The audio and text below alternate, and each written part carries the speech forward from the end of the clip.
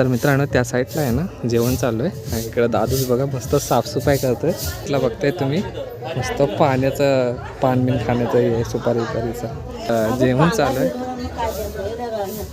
यासाठीला जेवण करतायत सगळे. आता हे सांगी करायला जाते. सांगी करायलात ना